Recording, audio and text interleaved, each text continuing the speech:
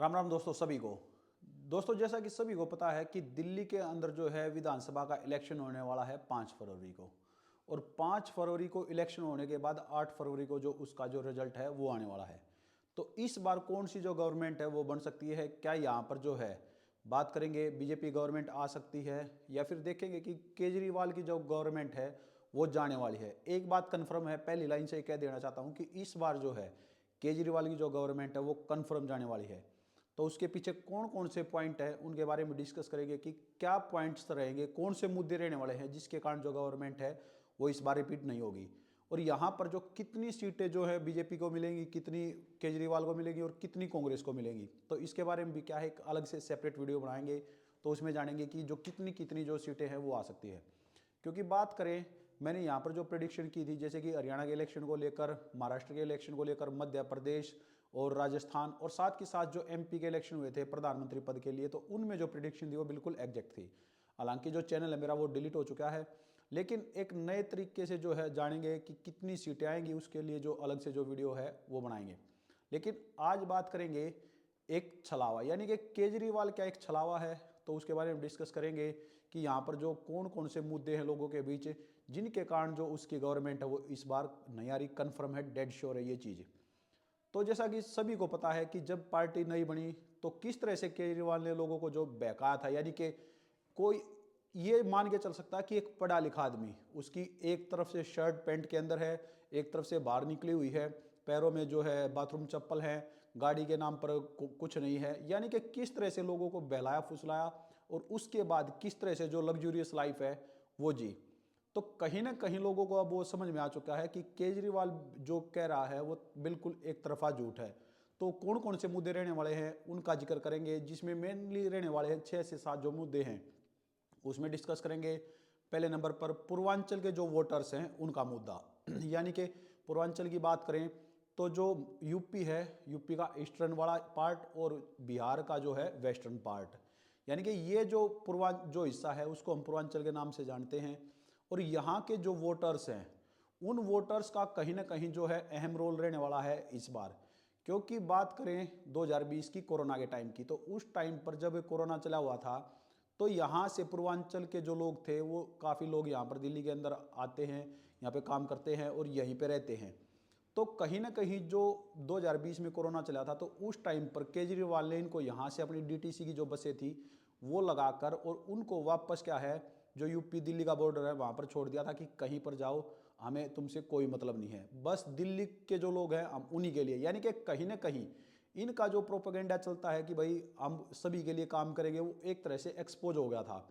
और उसी के साथ अब जो वोटर्स हैं उनकी बारी है। क्योंकि बात करें 2013 में जब सरकार बनी थी तो ठीक ठाक सीटें मिली थी। 2015 में अल्ट्रा क्लीन स्वीप जो है मैंडेट वो इनको मिला था, यानी कि दूसरी पार्टी थी जो क्लीन स्वीप हो गई थी, 67 सीटें मिली थी। और 2020 के अंदर भी जो है काफ़ी अच्छी जो मेजोरिटी थी वो देखने को मिली थी, यानी कि तकरीबन तकरीबन आई थिंक 63 सीटें जो है वो मिली थी। तो इस बार काफ़ी कम जो सीटें हैं वो आएंगी, उसके बारे में अलग से जो है डिस्कस करेंगे। लेकिन यहाँ पर जो पूर्वांचल के लोग हैं अब वो समझ चुके हैं कि किस तरह से केजरीवाल ने, जब उनके लिए सबसे बड़ा दुख का टाइम था या कहीं की कष्ट का टाइम था, उस समय पर क्या है इसने उनसे हाथ खड़े किए, इनको वहाँ से भगा दिया। उसके साथ साथ बात करें दोस्तों, जो पूर्वांचल के जो वोटर्स हैं जो यहाँ पे रह रहे हैं उनकी जो वोट है वो यहीं की बनी हुई है। अब केजरीवाल ने इन लोगों को टारगेट करते हुए, जब इसको ये पता चल चुका है कि पूर्वांचल के जो लोग हैं वो इसको वोट नहीं करने वाले, तब इसने उनके ऊपर क्या निशाना साधते हुए कहा कि जो बीजेपी है वो दूसरी जगह से, यानी कि पूर्वांचल के लोगों की जो फर्जी वोट है वो बना रही है। यानी कि इसका मानना है कि जो पूर्वांचल के लोग हैं वो फर्जी है, उनकी वोट है जो वो फर्जी है। तो इसके कारण भी उन लोगों में काफ़ी जो रोष है वो व्याप्त है। और इसी के चलते क्या है एक बहुत बड़ा जो रीजन है रहने वाला इसके आने का, तो ये कन्फर्म रहने वाला है। उसके साथ साथ बात करें फ्री बीज, यानी कि इसको क्या है फ्री बीज, फ्री में चीज़ें देने का जो है काफ़ी शौक है और साथ के साथ लेने का भी। क्योंकि जब ये शुरुआत में बना था तो इसने कहा था मैं किसी से कुछ नहीं लूँगा, यानी कि मैं कोई जो सरकारी बंगला है वो नहीं लूँगा, सरकारी गाड़ी नहीं लूँगा। लेकिन बाद में इसने सारे काम किए, लोगों से भी गाड़ियाँ ली जो इसको गिफ्ट में मिली। तो इसको फ्री लेने का और फ्री देने का काफ़ी शौक है। तो उसी के चलते क्या है अब जो इसकी फ्री बीज हैं वो भी एक्सपोज हो चुकी है। क्योंकि फ्री बीज की बात करें दोस्तों एक लिमिट होती है, एक बात करें एक पीक पॉइंट आता है जब लोग इन फ्री बीज को क्या है कहीं ना कहीं ये मानने लग जाते हैं कि भाई ये देश के लिए घातक है। और इसकी फ्री बीज की बात करें, जैसा कि इसकी गवर्नमेंट बनी थी पंजाब के अंदर, तो वहाँ पर इसने कहा था कि हम लेडीज को इतने इतने रुपए देंगे, मतलब इसने एक टारगेट सेट किया था। अब ये दिल्ली में 2100 रुपये की बात कर रहा है, लेकिन पंजाब में जो इसने योजनाएं जो लागू करने की बात कही थी, एग्जीक्यूट करने की बात कही थी, वो लागू नहीं हो चुकी है अभी तक। तो जिसके कारण लोगों को क्या है अब ये लगने लगा कि भाई जो इसकी फ्री बीज की जो योजनाएं हैं वो इतनी अच्छी है नहीं, लागू नहीं हो पाती, सिरे से नकार रहा। कहीं ना कहीं लोगों को सिर्फ एक बहलाने फुसलाने और बरगलाने का जो काम है ये करता है। तो अब वही लोग जिनको फ्री बीज की आदत है तो वो अब इसको क्या है समझ चुके हैं कि इसकी जो फ्री बीज वाली योजनाएं हैं वो कहीं की नहीं है। और दिल्ली के अंदर बात करें बिजली पानी की, तो लोगों के बहुत सारे लोग ऐसे हैं, हमें देखने को भी मिल रहा है कि जो दिल्ली के लोग हैं वहाँ पर उनके बिल काफ़ी ज़्यादा आए हुए हैं। तो इसका मतलब ये है कि फ्री की जो योजनाएं हैं, कोई फ्री की योजनाएं नहीं है, सभी जो है अपना जो बात करें बिल बिजली का हो या पानी का वो पे कर रहे हैं। तो ये पीक पर भी पहुंच चुका है। और वैसे भी देखें एमपी के इलेक्शन हुए थे, पूरे इंडिया की बात करें तो उस समय पर जो बीजेपी गवर्नमेंट है तो पूरे इंडिया के अंदर क्या है तकरीबन 90 करोड़ के करीब जो लोग थे जिनको बात करें फ्री राशन मिल रहा था, उसके साथ साथ बात करें फ्री जो आवास की योजना चली हुई थी और बहुत सारी जो सिलेंडर योजना थी काफ़ी चली हुई थी। लेकिन वहाँ पर क्या हुआ, जो बीजेपी की जो सीटें थी काफ़ी कम हुई, यानी कि काफ़ी ज़्यादा घटी थी। तो फ्री बीज का ज़्यादा असर नहीं हुआ, क्योंकि एक टाइम पर पहुंचने के बाद जो फ्री बीज है या कोई भी किसी भी चीज़ को ले ले तो पीक पर पहुंचने के बाद उसका जो डाउनफॉल है वो निश्चित है। तो दूसरा कारण रहा इसका ये डाउनफॉल का। तीसरा बात करें दोस्तों यहाँ पर जो है, जैसे कि बात करें यमुना के बारे में, ये हर बार कह रहा है कि यमुना को साफ़ करेंगे साफ़ करेंगे। और 2020 के अंदर इसका जो टारगेट था, हालांकि ये टारगेट था इसका शुरुआत से ही जब इसने पार्टी बनाई थी कि यमुना में इतना पोल्यूशन है उसको हम साफ़ कर देंगे, लेकिन 2013 से 2025 आ चुका, आज तक यमुना साफ़ नहीं हुई। और लास्ट टाइम तो इसने कहा था कि इसका जो एजेंडा था उसके अंदर एजेंडा की कम प्रोपोगेंडा, तो उसमें इसने कहा था कि यमुना को क्या है आने वाले 5 सालों में बिल्कुल साफ़ कर देंगे, लोग यहाँ पर क्या है स्नान कर सकते हैं। लेकिन वहाँ का पानी कितना काला है, पोल्यूटेड है, सभी को पता है। उसके साथ साथ बात करें इसका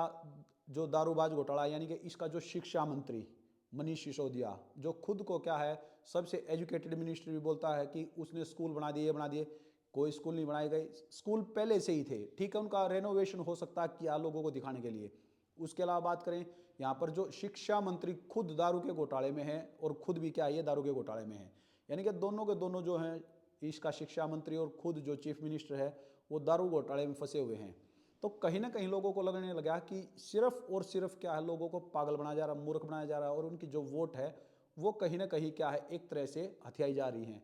उसके साथ साथ बात करें इसका मोहल्ला क्लिनिक जो योजना चली थी, तो दोस्तों उसमें क्या है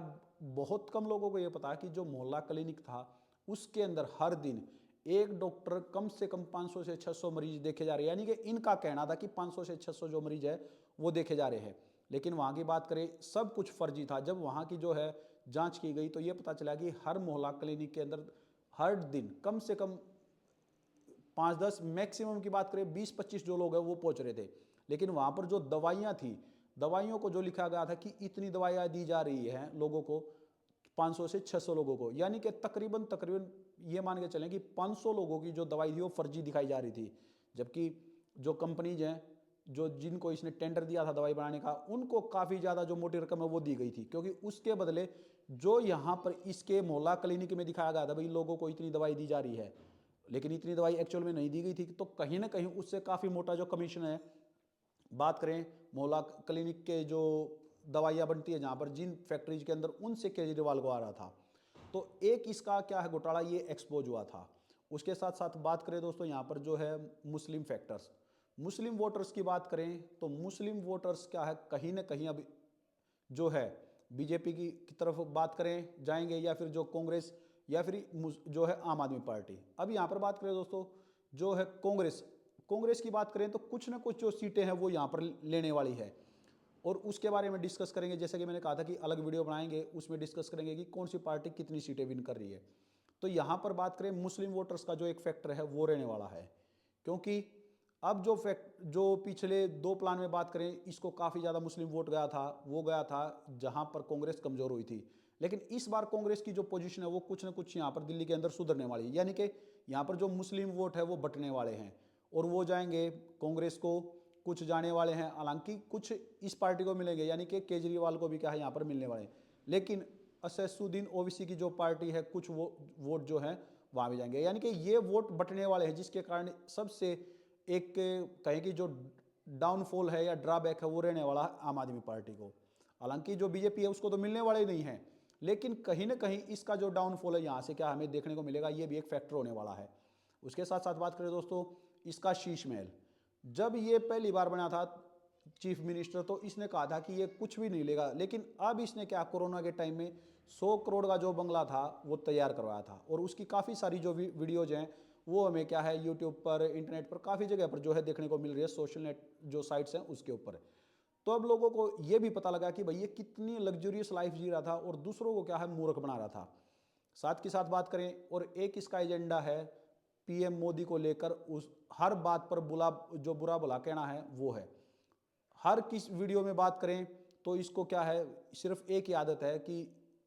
बीजेपी ये बीजेपी वो, यानी कि क्रिटिसाइज करने के अलावा इसको कोई काम नहीं है। तो लोग ये भी समझ चुके हैं कि भाई ये सिर्फ और सिर्फ दूसरी पार्टी को क्रिटिसाइज करता है, खुद की जो पार्टी है उसको इस तरह से जो डिफेंड है वो करता है दूसरी पार्टी को क्रिटिसाइज करके।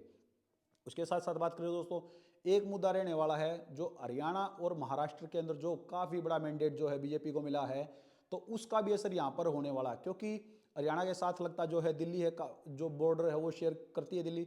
उसका जो इम्पैक्ट है बिल्कुल रहने वाला है, क्योंकि यहाँ पर जाट वोटर्स की बात करें तो वो भी हैं, काफ़ी इंपॉर्टेंट रहने वाले हैं। और यहाँ के कार्यकर्ताओं की बात करें तो कार्यकर्ता काफ़ी जो है बात करें तो कॉन्फिडेंस उनका जो है काफ़ी हाई लेवल पर है, काफ़ी जम के जो मेहनत है वो कर रहे हैं। तो एक फैक्टर ये भी रहेगा और साथ के साथ जो महाराष्ट्र में इतना बड़ा जो मेजोरिटी जो है मिली बीजेपी को, तो वो भी क्या है कि इम्पोर्टेंट जो रोल है वो यहाँ पर जो है प्ले करने वाले हैं। यानी कि कुल मिलाकर बात करें दारू घोटाला, मोहल्ला क्लिनिक घोटाला, हरियाणा और महाराष्ट्र के अंदर जो बहुत बड़ा मैंडेट मिला है वो, उसके साथ साथ शीश महल, बात करें यमुना की सफाई को लेकर, या फिर बात करें दोस्तों यहाँ पर पूर्वांचल के जो वोटर्स हैं उनकी फ्री बीज योजनाएं, तो ये 6-7 ऐसे फैक्टर्स हैं जो इस बार क्या है 101% काम करेंगे। और यहाँ पर हमें क्या है देखने को मिलेगा कि बहुत बुरी तरह से जो है यहाँ पर जो आम आदमी पार्टी है वो हारने वाली है। तो कितनी सीटें होंगी उसके बारे में दोस्तों नेक्स्ट वीडियो के अंदर क्या है डिस्कस करेंगे। तो आज की वीडियो में बस इतना ही। नमस्कार।